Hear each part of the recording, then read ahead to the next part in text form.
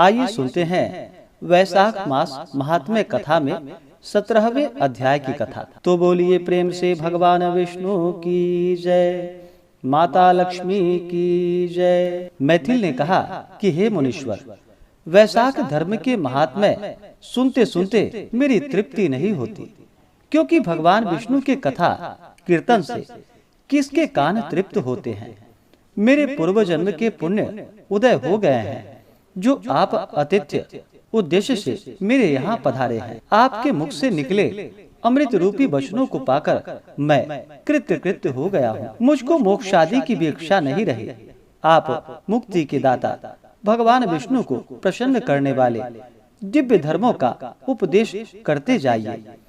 इतनी बात सुनकर श्रुतदेव जी बोले कि हे राजा, पापों को नाश करने वाली मैं और कथा कहता हूँ। पंपा नदी के तीर पर शंख नाम वाला ब्राह्मण था। सिंह के बृहस्पति में गोदावरी के किनारे आया और भीमरथी नदी को पार कर पहाड़ी व गहन वन में गया, जहाँ न जल था और न मनुष्य। वह मध्याह्न के समय वृक्ष की छाया में बैठ गया। उसी समय दुराचारी वह सबके प्राणों का घातक एक व्याध वहां पर आया। वह ब्राह्मण के कानों में पड़े हुए सोने के कुंडल देखकर उसको पकड़ लिया। उसके कुंडल, छत्र, जूते, माला, कमंडलू छीनकर उसे जाने की आज्ञा दी। तब वह ब्राह्मण उस दुख से छुटकारा पाकर धूप में जलते हुए उस कांटेदार वन में नंगे पैरों प्यासा हाय हाय करता हुआ कहीं ठहरता नहीं, चलता ही जा रहा था कि उसके वेदना युक्त हाय हाय शब्द को सुनकर वह व्याध, जो कठोर हृदय पापी और धर्म विमुख था, उसके हृदय में दया उत्पन्न हुई और उसने अपने मन में सोचा कि इस ब्राह्मण का मैंने सब कुछ हर लिया है।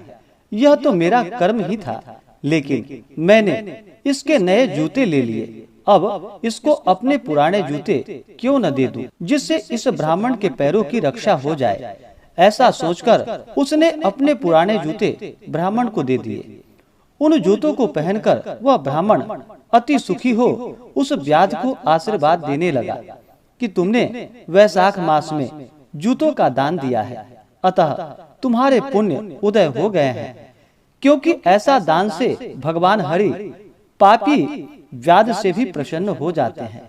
उस ब्राह्मण से इस प्रकार आशीर्वाद को सुनकर व्याध विस्मय से कहने लगा कि हे ब्राह्मण देवता, मैंने आपसे ली हुई वस्तु तुम्हें लौटा दी है। इसमें आशीर्वाद की कौन सी बात है?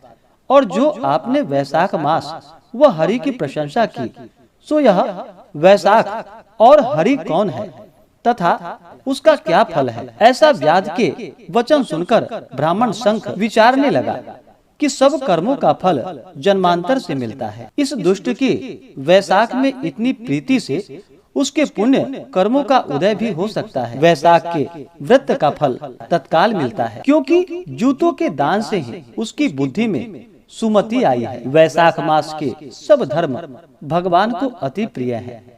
केशव भगवान जितने माधव मास वैशाख के धर्मों से प्रसन्न होते हैं, उतने किसी भी और धर्म से नहीं होते। गया, गंगा, प्रयाग, पुष्कर, केदारनाथ, कुरुक्षेत्र, प्रभास, शयमंतक, गोदावरी, कृष्णा, सेतुबंध, रामेश्वर, कावेरी आदि तीर्थों में जाने की कुछ भी आवश्यकता नहीं। वैशाख के धर्मों का निरूपण करने वाली कथा रूपी नदी में जो कोई स्नान करता है, भगवान उसके हृदय में वास करते हैं। वैशाख में जो पुण्य थोड़े से कृत्य से मिलता है, वह बड़े बड़े दान, तप एवं यज्ञ आदि किसी से नहीं मिलता। हे व्याध, तुमने मुझको तापनाश करने वाले जूते दान किए हैं, इससे तेरे पूर्व जन्म के पुण्य उदय हो गए हैं। भगवान तुम पर प्रसन्न है।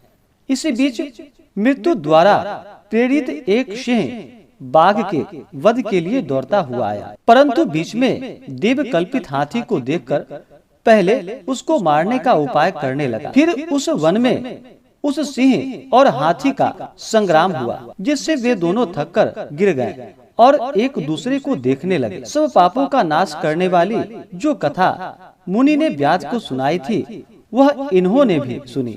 जिसके सुनने मात्र से ही उसके सब पाप नष्ट हो गए तथा पापों से मुक्ति होने के कारण वह पशु योनि को त्याग कर दिव्य शरीर धारण कर दिव्य विमानों में बैठकर अप्सराओं से सेवित हाथ जोड़कर खड़े हो गए। तब उस मुनि ने उससे पूछा कि तुम कौन हो, अकारण इस वन में एक दूसरे को मारने के लिए क्यों उद्यत हुए हो, तुम्हारी मृत्यु कैसे हुई? यह सब कथा विस्तार पूर्वक हमसे कही। मुनि के ऐसे वचन को सुनकर वह कहने लगा कि मतंग ब्रह्मर्षि के दो पुत्र दंतील और कोहल नाम के थे, जो शाप दोष से उनके ये नाम हुए।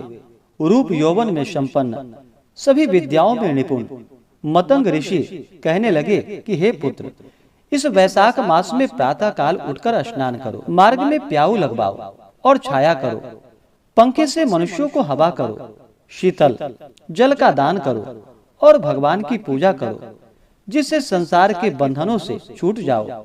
इस प्रकार उन्होंने अनेक प्रकार के वाक्यों से समझाया, परंतु हमारी दुर्बुद्धि में कुछ भी समझ में नहीं आया। पिता के वचनों को सुनकर मुझ दंतील को अति क्रोध आया और कोहल मदोन्मत्त हो गया। तब धर्म की लालसा करने वाले हमारे पिता ने क्रोधित होकर श्राप दे दिया, ऐ दंतील, क्रोध के कारण तुझे सिंह और मदोन्मत्त होने के कारण कोहल को हाथी की योनि मिलेगी। धर्म से विमुख पुत्र, कटु वचन वाली स्त्री तथा पापी को शीघ्र त्याग देना चाहिए, क्योंकि जो कोई लोभवश होकर इनको नहीं त्यागता वह 14 जन्म तक नरक भोगता है। तब वह अत्यंत दुखी होकर शाप निवृत्ति के लिए पिता से बारंबार प्रार्थना करने लगा। उन्होंने कहा कि तुम दोनों जब पशु योनि में एक दूसरे को मारने को उद्यत होंगे, तब उस समय व्याध और शंख का वैशाख धर्म विषयक संवाद तुम्हारे कानों में पड़ेगा, तब तुम्हारी मुक्ति हो जाएगी। तुम पाप से छूटकर पूर्व रूप धारण कर मेरे पास निवास करोगे, मेरा यह वचन मिथ्या नहीं होगा। इस प्रकार पिता के श्राप से हमको यह योनि मिली और हम एक दूसरे को मारने की इच्छा से यहाँ आए। यहाँ पर आपका दिव्य संवाद सुना, जिसके प्रभाव से हम कृतार्थ हुए। इसके पश्चात वे दोनों मुनीश्वर को प्रणाम कर आज्ञा लेकर अपने पिता के पास चले गए। व्याध भी यह कथा सुनकर अपने शस्त्र आदि फेंक कर पुण्यात्मा ऋषि से कहने लगा, ब्रुवाणम मुसिपुंगवम तम दयानिधि नृष।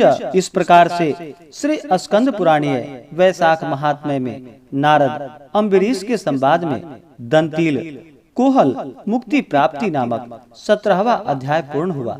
तो बोलिए प्रेम से भगवान विष्णु की जय, माता लक्ष्मी की जय।